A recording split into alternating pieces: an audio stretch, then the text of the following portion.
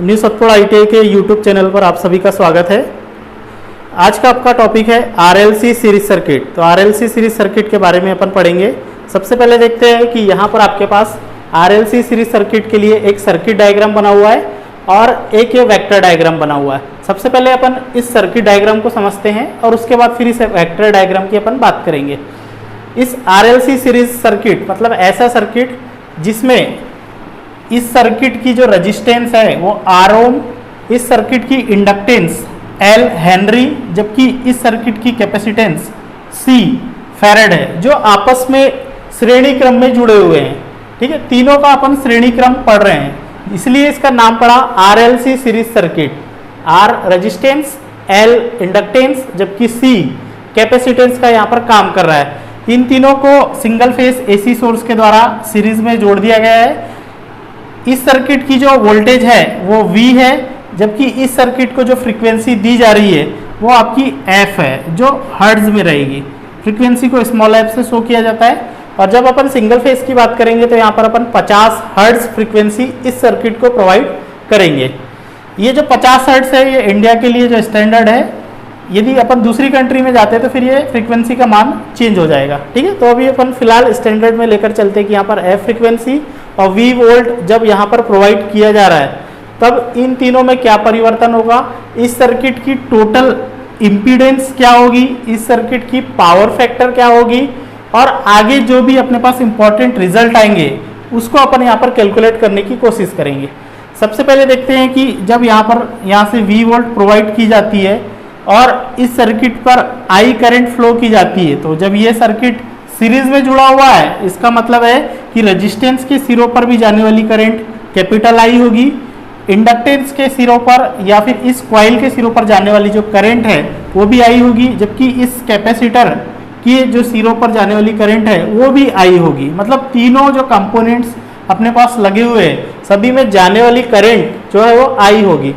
जबकि सोर्स के द्वारा जब V वोल्ट प्रोवाइड यहाँ से किया जा रहा है तो तीनों कंपोनेंट सीरीज में जुड़े होने के कारण तीनों को V वोल्ट नहीं मिल पाता, जबकि यहाँ पर जो है वोल्टेज का ड्रॉप हो जाता है। तो R या रेजिस्टेंस के सिरों पर होने वाले वोल्टेज ड्रॉप को अपन ने VR नाम दिए हैं, जबकि इस कॉइल के सिरों पर होने वाले वोल्टेज ड्रॉप को VL नाम दिए हैं, जबकि कैपेसिटर के सिरों पर होने वाले वोल्टेज ड्रॉप को VC नाम यहाँ पर दिया गया है। तो सबसे पहले अपन कैलकुलेट करने की कोशिश करेंगे कि VR की वैल्यू क्या होगी, VL की वैल्यू क्या होगी और VC की वैल्यू क्या होगी। उसके बाद अपन फिर आगे बढ़ेंगे। सबसे पहले अगर अपन VR की वैल्यू ज्ञात करते हैं तो यहाँ पर सबसे पहले अपना ओम का नियम लगेगा। ओम के नियम से वोल्टेज बराबर होता है आपका करंट इनटू रेजिस्टेंस। तो जिस कंपोनेंट का अपने को रेजिस्टेंस या वोल्टेज ड्रॉप निकालना है, जैसे यहाँ पर रेजिस्टेंस के सिरों पर अपन वोल्टेज ड्रॉप निकाल रहे हैं, तो रेजिस्टेंस के सिरों पर कितनी करंट आ रही है और उस कंपोनेंट का रेजिस्टेंस कितना है उसको लेकर चलना पड़ेगा। तो रेजिस्टेंस के सिरों पर जाने वाली जो करंट है वो आपकी I है, जबकि इस सर्किट के सिरों पर जो रेजिस्टेंस है वो R है। इस कारण VR बराबर I इंटू R हो जाएगा। ठीक है, उसी के बाद अब अपन देखते हैं इस कॉइल के सिरों पर होने वाला वोल्टेज ड्रॉप मतलब VL। तो VL तो कॉइल के सिरों पर जो करंट है वो भी I जा रही है क्योंकि सीरीज में जुड़ी हुई है, जबकि इस कॉइल के सिरों पर जो रेजिस्टेंस होगा वो रिएक्टेंस के कारण होगा। चाहे अपन कॉइल की बात करेंगे चाहे कैपेसिटर की बात करेंगे, दोनों में जो भी रुकावट आएगी या जो उसमें इम्पीडेंस रहेगा या जो रेजिस्टेंस रहेगा वो उसके रिएक्टेंस के कारण रहेगा। मतलब जो भी रुकावट डालेगा वो रिएक्टेंस के कारण है। तो कॉइल के सिरों पर होने वाला जो रेजिस्टेंस है या जो रुकावट है वो आपकी इंडक्टिव रिएक्टेंस के कारण होगी, मतलब I इंटू XL। VL बराबर हो जाएगा आपका I इंटू XL। उसी प्रकार से जब अपन कैपेसिटर के सिरों पर निकालते हैं तो देखेंगे कि VC बराबर हो जाएगा करंट I और कैपेसिटर के सिरों पर होने वाला रेजिस्टेंस या फिर जो रुकावट है वो कैपेसिटिव रिएक्टेंस के कारण होगा। तो VC बराबर I डॉट XC हो जाएगा। तो ये तीनों अपन ने अलग अलग वोल्टेज ड्रॉप को यहाँ से कैलकुलेट कर लिया। अपन ने देखे कॉइल के सिरों पर voltage drop I dot XL, तो जहाँ पर जो XL होता है वो आपका इंडक्टिव रिएक्टेंस होता है और XL बराबर हो जाता है आपका 2 पाई F इंटू कैपिटल L, जहाँ पर F फ्रीक्वेंसी है जबकि L जो है इंडक्टेंस है। उसी प्रकार जब अपन ने देखे थे कि कैपेसिटर के सिरों पर होने वाला वोल्टेज ड्रॉप मतलब VC बराबर हो जाएगा आपका I डॉट XC, जहाँ पर XC कैपेसिटिव रिएक्टेंस है तो XC बराबर हो जाता है आपका 1/2 पाई F डॉट C, जहाँ पर जो स्मॉल f है ये भी फ्रीक्वेंसी है, जबकि जो कैपिटल C है ये आपका कैपेसिटेंस कहलाएगा। लेकिन अपने को अब यहाँ पर दो प्रकार के रिएक्टेंस हो गए, एक इंडक्टिव रिएक्टेंस और एक कैपेसिटिव रिएक्टेंस। इस सर्किट की यदि अपन टोटल रिएक्टेंस देखते हैं, T फॉर टोटल और X मतलब रिएक्टेंस, ये अपन दो प्रकार से निकाल सकते हैं। या तो अपन XL माइनस XC करके निकाल सकते हैं, या फिर टोटल अगर अपन रिएक्टेंस की बात करेंगे तो ये XC माइनस XL भी हो सकता है। ये जो डिपेंड करेगा कि इस सर्किट में इंडक्टिव रिएक्टेंस ज़्यादा है या कैपेसिटिव रिएक्टेंस ज़्यादा है, उस पर डिपेंड करेगा। यदि इंडक्टिव रिएक्टेंस ज़्यादा है मतलब XL ज़्यादा है XC से, इस कंडीशन में अपन ये वाला फॉर्मूला लगाएंगे XT बराबर XL माइनस XC।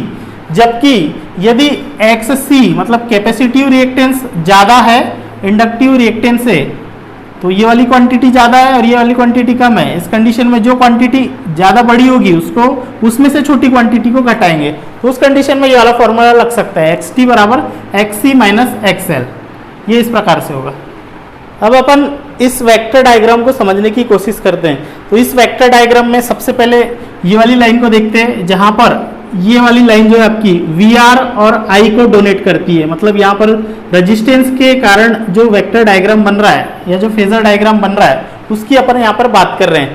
तो देखेंगे कि जो रजिस्टिव प्रॉपर्टी रहती है उस कंडीशन में वोल्टेज और करंट इन फेज रहते हैं। तो ये रेजिस्टेंस की कंडीशन में होता है, इसलिए रेजिस्टेंस में होने वाला वोल्टेज ड्रॉप VR और I दोनों इन फेज में है।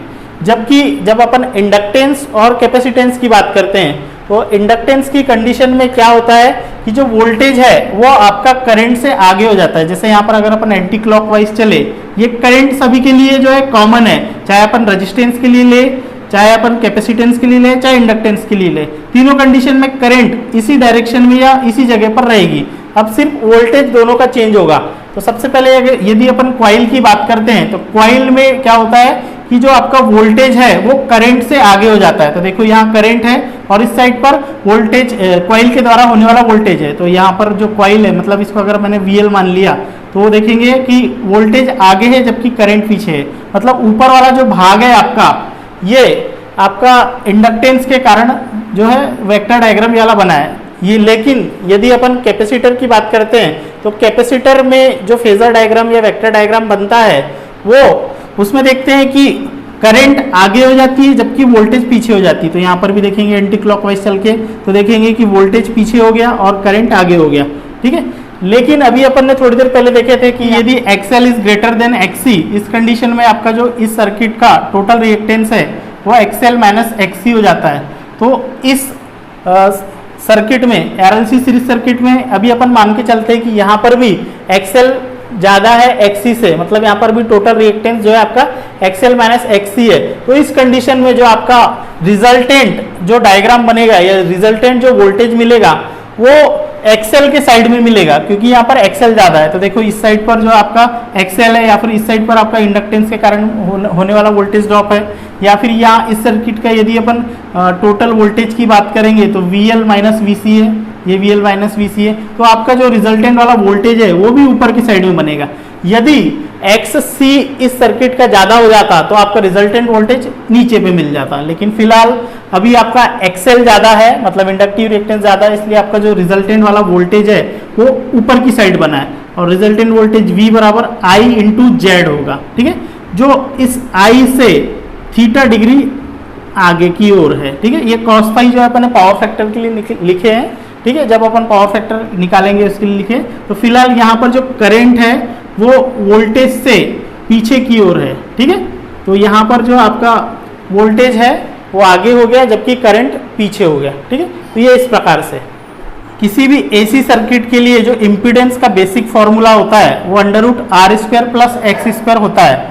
और इस सर्किट के लिए मतलब RLC सीरीज सर्किट के लिए जबकि अपन ने माने कि XL ज़्यादा है और XC कम है, तो जब इसमें इम्पीडेंस के लिए जो फॉर्मूला बनेगा वो कुछ इस प्रकार से बनेगा आपका आर स्क्वायर तो रहेगा ही, साथ में यहाँ पर इंडक्टिव रिएक्टेंस ज़्यादा है तो यहाँ पर अपने को टोटल रिएक्टेंस जो है उसको यहाँ पर रखना पड़ेगा।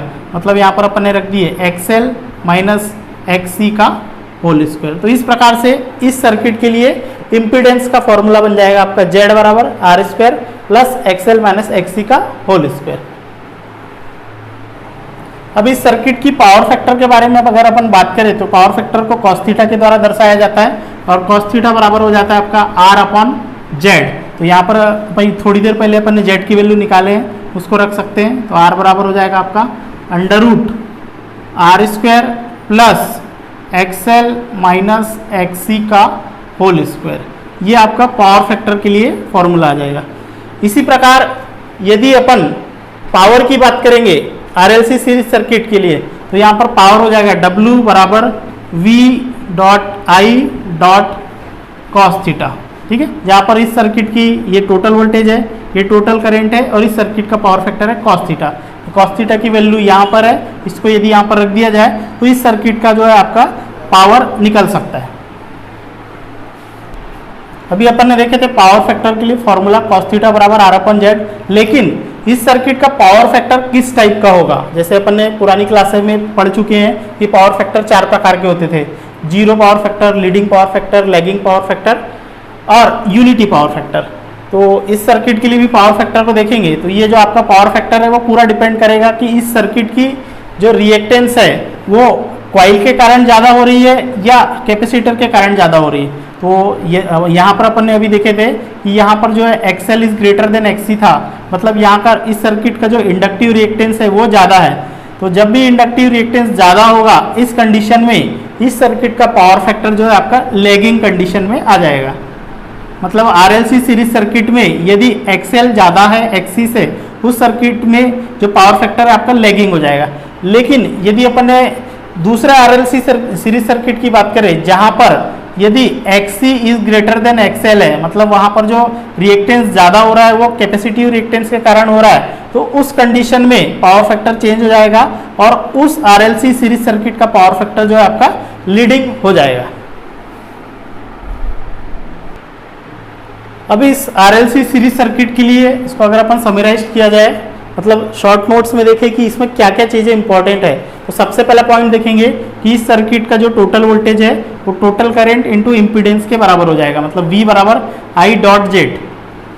दूसरा पॉइंट देखेंगे कि यहाँ का इस सर्किट की जो टोटल रिएक्टेंस है XT वो XL माइनस XC होगा या XC माइनस XL होगा, वो डिपेंड करेगा कि XL बड़ा है या XC बड़ा है। इस कारण अपन ने एक यहाँ पर ऐसा चिन्ह लगा दिए जो बताएगा कि जो क्वांटिटी बड़ी है उसमें से छोटी क्वांटिटी को घटा दिया जाए। उसी प्रकार से इस RLC सर्किट का जो इम्पीडेंस है Z बराबर under root R square plus XL minus XC का होल स्क्वायर या फिर R square plus XC minus XL का होल स्क्वायर भी हो सकता है। यहाँ पर भी डिपेंड करेगा कि कौन सी क्वांटिटी ज़्यादा है, XL ज़्यादा है या XC ज़्यादा है, तो बड़ी क्वांटिटी में से छोटी क्वांटिटी को घटा दिया जाएगा। अगला पॉइंट जो है चौथा, जो पावर फैक्टर को दिखाता है, तो पावर फैक्टर बराबर cos थीटा बराबर R अपॉन Z। तो इस सर्किट का पावर फैक्टर या तो लीडिंग हो सकता है या तो लैगिंग हो सकता है। ये पूरा डिपेंड करेगा XL और XC पर कि कौन सी क्वांटिटी आपकी बड़ी है। और लास्ट पॉइंट है आपकी, मतलब जो इस सर्किट का पावर है वो V dot I dot cos theta, ये एक्टिव पावर को दिखाएगा। तो ये इस सर्किट के लिए पावर को दिखाएगा। अगली क्लास में अपन इसकी नेक्स्ट वीडियो लेकर आएंगे। Thank you.